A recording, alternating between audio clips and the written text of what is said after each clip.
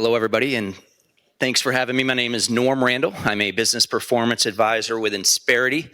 I really want to thank RevTech Labs for an incredible conference. This has been great, so thanks for letting us be a small part of it.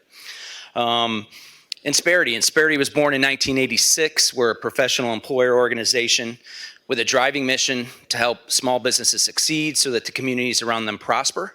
And we don't take that mission lightly. We really don't.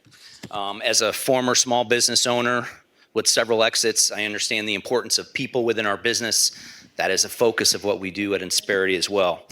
And the HR strategy is the breadth and depth of what we do is as deep and wide as the ocean, but I like to summarize it to three main points what we do. One is cost containment through administrative relief and the buying power of benefits through our 300,000 lives that we have on our platform. Revenue generation, we think you can do that using your people with a great strategy behind that. And we look at people as the main central part of the way you can drive your revenue. But I think probably one of the more important parts here in this room is minimizing the risk. Is, from an investor or a business owner, there's a lot of risk with employees. And we believe that minimizing that by partnering with us is an enormous advantage here, especially in the Charlotte area as well. I'm a big part of love Charlotte, and thank you RevTech Labs again.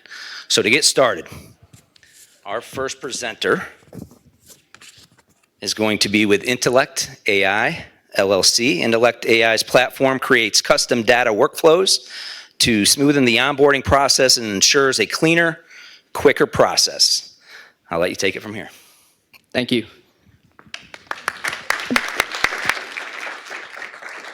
Good afternoon, everyone. I know we have a couple more pitches left until we go to happy hour, so I'm hoping to educate you guys and give you guys a taste of what we're working on.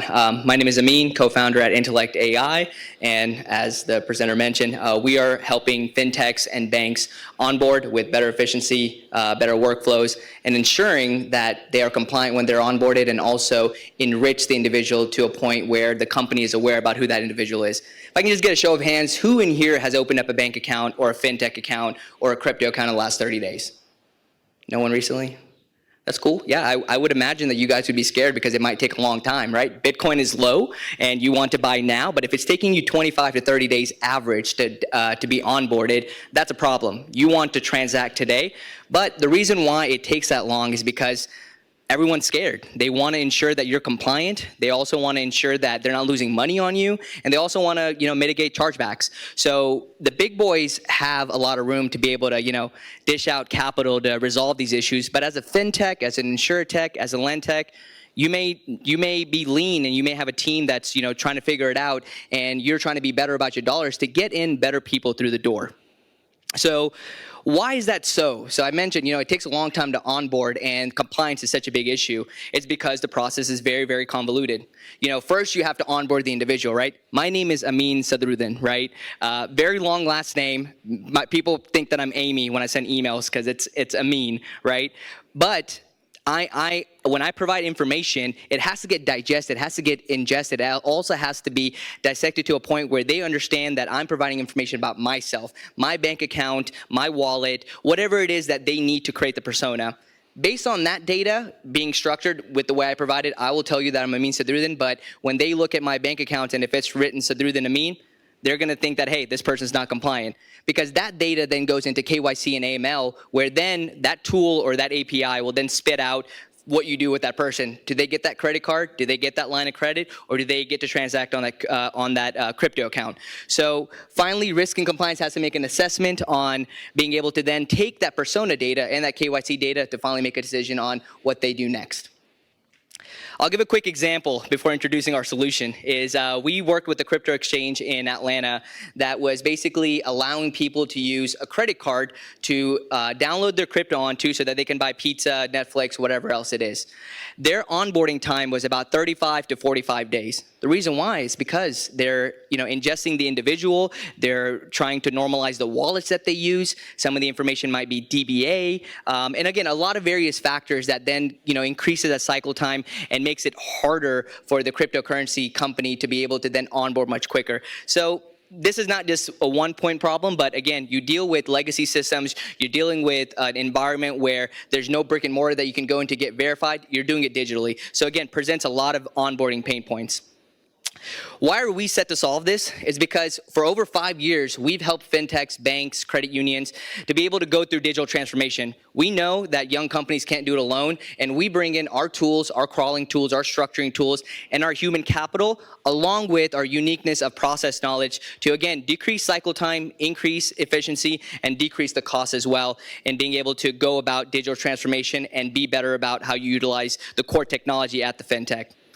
Introducing our solution, IntelliBoard, which is in beta, and it's basically what I spoke about. Our value proposition is we come in, overlay into the fintech, into the bank, into the insurtech, dissect the data, right? Data is the problem. Cleansing the data, ensuring that the workflows are set up structured, and then taking that data and then putting it into a KYC platform, which we've created APIs for the leading KYC platforms in the US, and we're also exploring other markets as well. But we send in cleansed data into KYC so that KYC then puts out an optimal output of that individual being compliant and be able to get onboarded.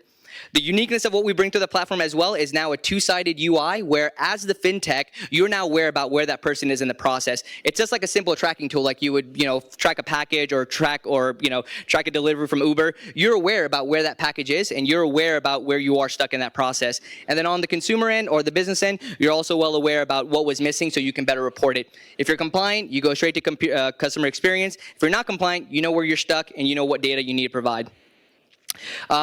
We have an incredible target market, right? Since COVID, everyone's become digital, right? And going about digital transformation is not easy. Companies are competing against each other. They all want good people into the door. They want to keep out the bad people, and that's what we're helping.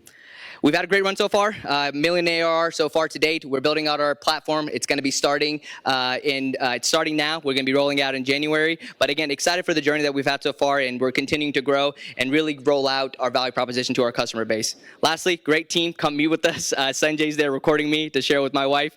But aside from that, do connect with us. Happy to talk to you about your onboarding pain points and how we can come in and really stitch all the pieces together by providing onboarding services through our platform and also digital transformation services. Thank you, guys. Great job. Great job, Amin. A few more slides, but you have to just do next, we're going to introduce Everyday Life, Inc. Everyday Life is the first online invoicing distribution platform to be designed to meet the unique needs of low-income consumers. I'll let you take it from here. Okay, thank you. Hi, I'm Jake, CEO and co-founder of Everyday Life, and I would describe us as providing life insurance for those neglected by the life insurance industry. You've heard the expression, nothing is certain except death and taxes, right? Well, that certainty is one of the reasons why life insurance has come to be understood as a foundational pillar to family financial security. To where I believe it should almost be a human right to be able to access it. Everyone deserves to be able to protect their family, full stop. But over the last few decades, the life insurance industry has allowed the product to become essentially a luxury good as focus has moved upmarket. There's a number of factors driving this. But for example, if you were to talk to an agent, they would say, look, it takes me just as much work to sell a small policy as a big policy, but the big policy is going to pay me 10 times more. So I'm going to focus on the people who are going to buy the big policies. The problem is this is leaving out 85 million households in the US. 85 million households that make less than 100 grand a year are largely ignored by the life insurance industry. For these people, storm clouds are brewing because the industry, through their negligence, has allowed these people to believe 3 subtle lies about life insurance. I don't have time to figure this out. I can't afford it. And let's face it, it's probably not for people like me anyway. To really appreciate this, let's step into the shoes of Kat, okay? Kat is a single mom, 2 kids. She's supporting also her disabled mother, works as a paralegal outside of Chicago, making about 45 grand a year. She's very familiar with life insurance as a concept and wants it for her family, but when you ask her about it, she'll tell you, look, I am up to my eyeballs with work, with my kids, with my mom, and it's not like anyone's knocking on the door to help me figure out what's a very complicated product. And besides, this is kind of a rich person's product. I wonder if I could afford it in the first place. And ultimately, is it really for people like me? And unfortunately, there's an element of truth to this, because after decades of the whole industry focusing on the wealthiest third of our society, the underwriters have been conditioned to now unintentionally be biased against regular everyday people. It is harder for these folks to get approved. I think this is outrageous, but it's not just a moral outrage. It's a $40 billion opportunity to better serve these 85 million households. The industry has left it on the table. So that's why I say that everyday life is life insurance for people neglected by the industry. And for you to get a closer look at what I'm talking about, let's go back to Kat, okay? It's a Tuesday night, 10 o'clock. Her kids are finally in bed, and she's got a few minutes to knock off some of the items on her list. She comes across our website, starts answering a few basic questions anonymously, by the way. We pull in some third-party data and very quickly spit back to her a specific recommendation that not only makes financial sense, but also we've done the field underwriting in advance to know that she's going to get approved at the quoted price. A couple minutes later, she buys it. She's done. This whole thing took her less than 15 minutes. And the best part about this story is this is not fiction. Kat's a real person. She's one of my favorite customers of ours because she so perfectly articulates our value prop here, right? So easy to apply and get approved for something I thought was out of my reach. I won't lie, I almost wept when this review came through. I was so excited because what she showed us is we could save her time. It takes the average consumer 3 months to buy a life insurance policy, to do all the research, the application, et cetera. It took her 15 minutes, right? We saved her money. And most importantly to me, we helped her achieve a life goal in the sense that, as a parent, you want to be able to protect your family. You want to be able to do the right thing, and we could help her do that. We acquire customers like Kat through two main channels, organic social media. We are the #1 brand for life insurance on TikTok with over 135,000 followers who love our daily content. We also acquire customers through partnership with other great personal finance brands, including some here today. We're a broker, right? So we make money, sales commissions. One of the great things about the life insurance industry is as we grow, our commission rates grow. There's about another 50% upside to our LTV just through our growth. This slide's a little bit old. We're actually now over $500,000 in annualized run rate revenue. And I co-founded the company with an amazing technologist, Apali, inspiring story there. From a small town in India to a graduate degree at MIT, a serial entrepreneur. We're building a great team of mission-aligned folks. And we've got $200,000 close on our $500,000 round.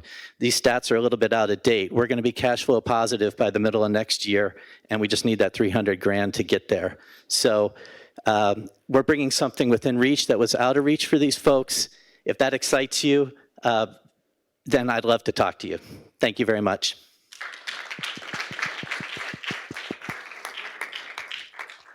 Thank you. That was great, Jake. Thanks. All right, next we've got Nifty Door LLC. Nifty Door is a digital mortgage platform focused on home equity loans, and their go-to-market is business to business, whereby they provide a HELOAN in a box, plug-and-play solution for the lenders. I'll let you take it from here. Great. Thank you very much. So right away I see we got a little bit of a font here, but I do like that. Tap your home equity in 1 minute. So my name is Jonathan Spinetto, and I'm one of the co-founders here at Nifty Door. And so we'll carry this font on through, which is, again, it's a nice little script there. It's going to catch your attention here in the late afternoon, so that's always good. But the point is here that, as the title says, 80 million homeowners are equity rich, right? And of that, $300,000 in net equity in their property. But they have less than $10,000 in their actual bank account in terms of cash, right? So in the last 5 years, you have seen such a massive appreciation in real estate values. Now, some of this might be due to, over demand, obviously a lot of the low interest rates, tons of economic factors that cause that rise in values. But the end result is you have a huge amount of equity. So why a home equity solution now? Rates are just too high. As rates are too high to refinance. So when you talk to a lot of the lenders out there and you say, okay, give me data on what is the average coupon percentage rate in your book, right? 3%, right? We have some banks here in this audience. They probably know their numbers as well, but plus or minus 3%. Why would you ever touch a 3%, 30-year fixed mortgage for $400,000, $500,000 to get 50 grand to redo your kitchen, your basement, add a gazebo, replace your roof, whatever you may want, right? You're not. The simple choice is you're not going to do this. You call your mortgage banker, you call your mortgage broker, you call whomever. You say, I want home equity, or I want to cash out refinance. And they're like, oh, well, if you want to cash out refinance, we've got to redo the first, we've got to do closing costs, they need another title insurance policy. By the time you get that new payment, you're falling out of your chair and you're deleting that estimate as fast as you asked for it, right? So what do we bring to the market? So what Nifty Door is we are a home equity solution in a box that we deliver to lenders.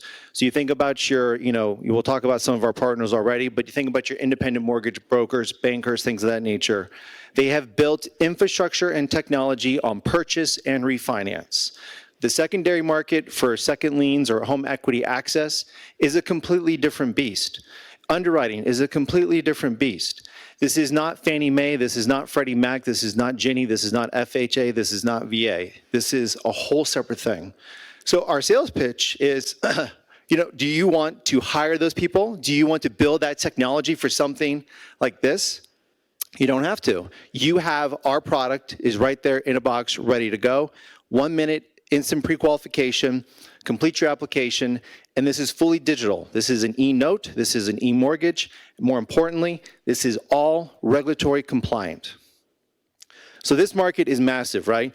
You have over $29 trillion in total home equity. You have $11 trillion in tappable equity, and just our own service obtainable market is $300 billion. Right? You think about from us, we make our money off of points closing on these loans, $25,000 to $250,000. So again, our whole angle here is this digital aspect that has customer support to stand behind it, but the simplification is in that transaction. When you think about our digital loans, where do we sit in the spectrum of getting access to capital, right? You could go sign up for a credit card from American Express, other brands, some of the banks that are here today, they have credit cards, high interest rate. You could go to your local credit union, you could go to your local branch bank, and they're going to have a long, lengthy process. We deliver a clear to close in less than 30 minutes. So if anybody here is in the mortgage space, anybody ever got a mortgage, clear to close, 30 minutes. When you think about how do we approach the market? So today, our whole go-to-market strategy is going to these lender partners who have been doing the purchases, have been doing the refinances, and they say, oh no, my business model died overnight. One of the stats recently I saw out there before we sent these slides in, there's only 133,000 homes that would actually benefit from a refinance in the entirety of the United States of America. 133,000. So anybody that said, my business model was refinance, they're done. These partners here that we've already signed up represent almost $100 billion in terms of their origination capacity. And they're on board and they're using our product. We're prop team founders. We've had a previous exit in real estate data and analytics. And really, this was a great segue for us. So today we're raising about 1.5 million on a convertible note. And we're about halfway through. Love to hit questions afterwards. Thanks, guys.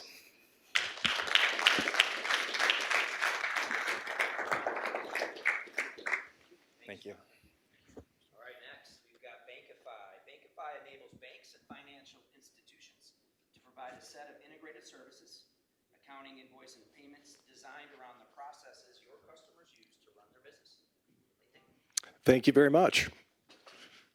I am Keith Riddle. I'm the CEO of the Americas for Bankify, and as was just indicated, we provide an embedded banking platform and a suite of services specifically designed for small and medium businesses, but delivered through the financial institution. So as the tagline states, they can remain at the center of those critical relationships. The 33 million small businesses that are in the US alone, 31 million of which who have less than 20 employees. Why is it important? Well, the small and medium businesses are seeking access to liquidity and to lending opportunities. And as the slide indicates, over half have stated that it's easier to get a loan from a non-bank provider than working with their primary financial institution. The second aspect and challenge is that the non-banks are also extending product relationships through these vast ecosystems. So if you look at Square alone, they had about $2 billion in lending in Q2, preceded by about $800 million in lending in Q1.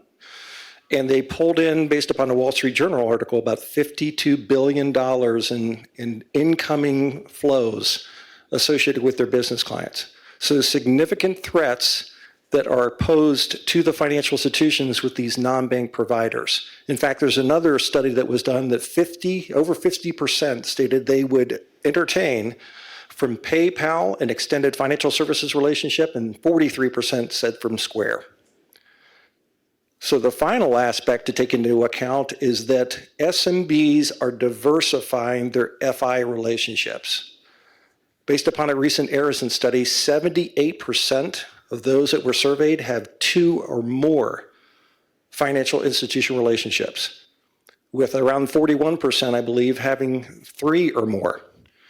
So there is an aspect of they want faster liquidity, they want to have access to multiple accounts, they basically want to have an extended product and ecosystem that if it continues to become a smattering of relationships on the left of non-bank providers, that means the financial institutions become data points to power those solutions.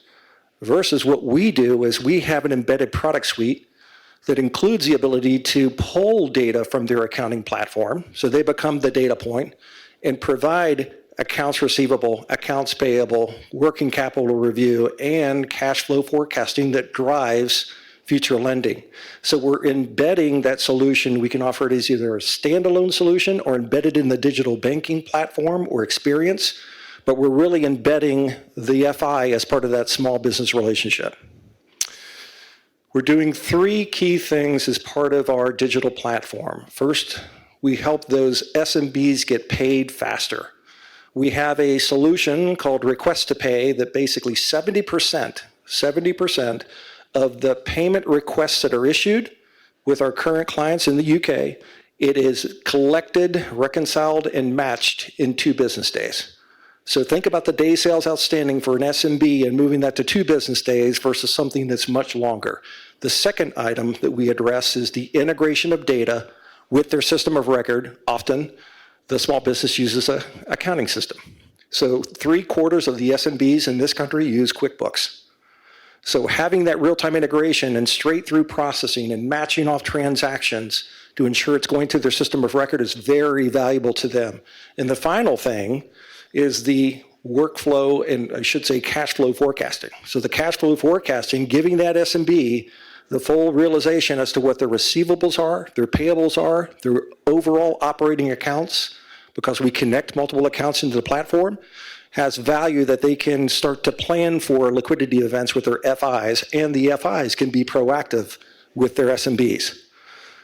We have a unique model called Outside-In Embedded Banking. We offer a white paper. It's actually out in CrowdWorks, so you can go to our site and secure it, because we believe that the aspect of looking at these workflows and in creating that mindset that the FI is the front door where that SMB is doing their business is critical. So we're going from the outside in and supporting a variety of services you can see on that wheel.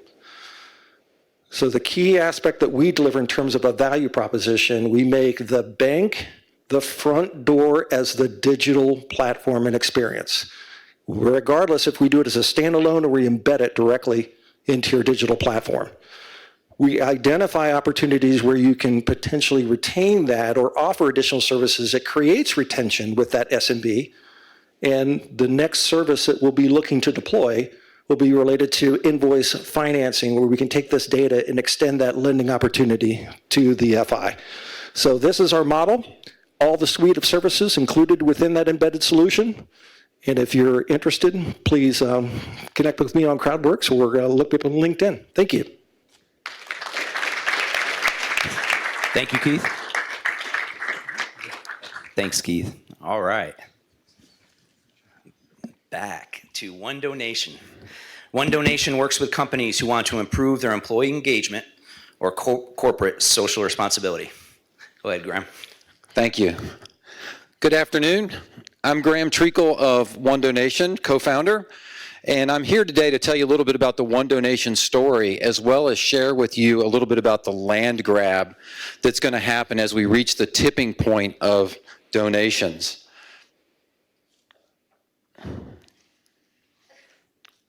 There we go. What One Donation does is we work with companies who want to improve employee engagement or corporate social responsibility, and we do that by enabling employees to give to 1.7 million nonprofits through payroll deduction donations. We have pilot programs right now running with some of the largest HRIS, which is Human Resource Information Systems groups in the country, and we're rolling out pretty good, and that's because we're solving a pretty big problem. And that is the corporate giving process is broken and fragmented with quite a bit of friction. 66% of workers feel that it's important to be philanthropic and support different causes. 80% of employers want brands to solve society's problems. And a third of all annual donations made in America are made in December alone. So what we've done is we've created a simple, secure, blockchain-based platform that makes it easy for employees to support the causes and charities that resonate the most with them. And what we do is we have a unique payroll-linked approach that allows employers to improve employee engagement, enhance their brand, and create a greater sense of community across multiple fronts. So why use One Donation? A couple reasons, but one of them is you get to bypass traditional credit card fees. In a time of inflation, this passes more money regularly to the nonprofit. And then by doing payroll deduction donations, it helps the nonprofits plan as they get regular revenue that's coming in to help them achieve their mission. So why now? In 2021, Americans gave $480 billion to nonprofits. So what we've done is we've created a system that allows employers to meet their employees where they're already at, which is supporting causes that resonate with them. This creates shared experiences within the work environment, and then helps employers and employees to recruit their own friends to come work for these companies. We play in about 20% of that overall market, the giving space. Nonprofits spend about 20% of that in raising money and credit card fees and everything. So it's a $96 billion market with a 4.4% compound annual growth rate. Our competition, I just put a few of them up here on the board. There's several other ones that are on the digital side, but we have United Way, Fidelity Charitable, UBAC, and Benevity. And we believe where we excel is with ease of use and transparency.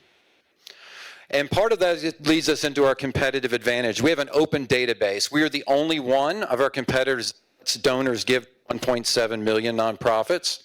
Our tech stack is very flexible, as you'll see here in a few minutes. We have a speed of funds advantage, and also we are in deep tech, if you will, or blockchain technology that allows for complete transparency and accountability. We charge 50 cents a transaction to make this happen. It's very seamless and upfront pricing. Now, here's some stats that I think are very important as we talk about the land grab that's going to happen right now. Deloitte in 2021 did a study over 100,000 employees, and they found that 37% of employees participated in a workplace giving campaign when it was offered. 58% of employees aged 18 to 34 participated in a workplace giving campaign when it was offered. And then 34% had not donated in this way in the year prior. So we're talking about an adoption rate that's pretty big. So this brings us to kind of our go-to strategy, and one of the ways we're different than our competitors is they're going after the typical employee one business at a time, and that's a great model. We've opted to go for the apple orchard. So that's the payroll companies that work with hundreds, if not thousands, of companies at one time. So to that end, we have some pilot programs that are up and going right now with some pretty big names. So with Ceridian, we have Kern Health that has 482 employees. We're in the middle of that pilot program right now and getting our user data and giving data, penetration data back. We have an ADP customer that's spinning up January 1st of next year, and we're doing the same thing with UG. We also have a merchant partner program that's in place right now and running. So our revenue model is pretty simple. We're monthly reoccurring revenue. So over the next 12 to 18 months, we believe we're going to get to $1 million a month reoccurring revenue. It's because of just the overall penetration. We're talking about 20 or 30 million employees that are going to have access to our program in the next quarter or two. And so we're just looking at a penetration rate of rolling that out slowly and steadily. Our leadership is really what's let us get here. Howard Tarnoff, I'd like you to pay close attention to. He's our Chief Revenue Officer, he's also an investor. He was an executive at Ceridian and UKG and really helped us to get inroads into all these companies that are our target companies. As you guys all know, it's about trust, building trust, and that's what we have here. We're looking for $3 million in Series A funding right now. That'll help us get to that $1 million to $1.5 million monthly reoccurring revenue. Yesterday, for instance, we're just all about recruiting the team for us. I interviewed a gentleman that is going to come on and help us with our Ceridian rollout. There's 23 vice presidents of sales at Ceridian, and so we're going to develop our employee has 19 direct connections with them. So for us, it's about customer success and roll completely to our clients. I'd love to chat with anyone else, have a lot of data to share with you. You can reach me on CrowdWorks, and thank you so much for your time.